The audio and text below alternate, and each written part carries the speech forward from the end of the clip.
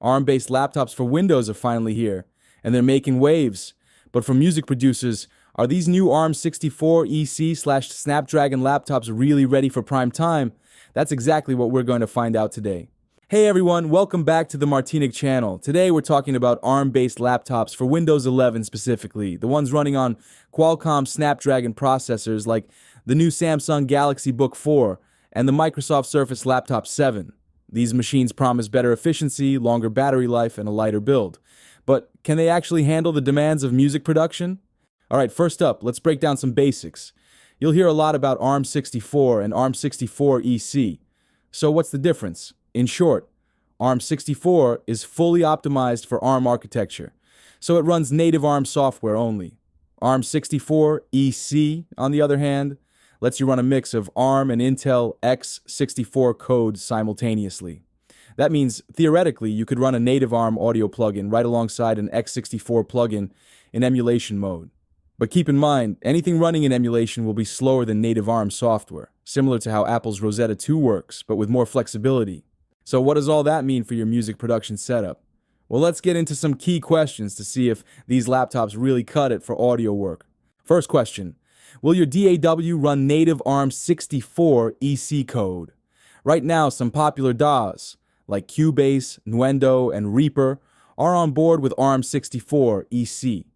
Reason Studios is also planning to support it early next year, but if you're using a DAW that hasn't announced Arm64 EC compatibility, you may be out of luck for now. So, double check with your DAW maker to avoid any nasty surprises. Second, and this one's big, there's no A04 All for ARM yet.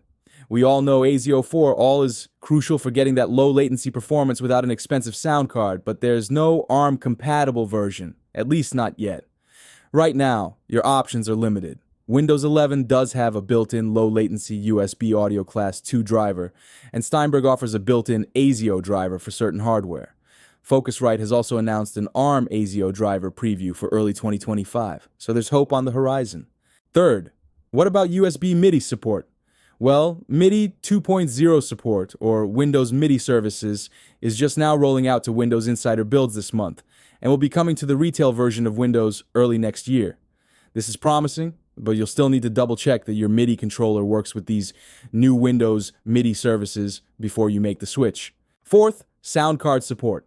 Right now, if you're using something like a Yamaha Steinberg USB sound card, you might be in luck, but ARM driver options are very limited at the moment. As more sound card manufacturers develop ARM drivers, this will improve, but we're still in the early days of ARM compatibility for audio interfaces. And finally, what about your plugins? Most x64 plugins can technically run in emulation mode, but performance can be hit or miss. There's no official list of plugins that are ARM compatible in emulation, so you may need to check with your plugin providers. For instance, Martinic's plugins work well in x64 emulation mode, and they're also testing native Arm64 EC beta versions. But if you're a Pro Tools user, keep in mind there's no native Arm64 EC version yet, so no AAX plugins for ARM yet. So, should you buy an Arm64 EC/Snapdragon laptop for music production? Here's my honest take. If you're an everyday user, these laptops are fantastic for power efficiency and portability.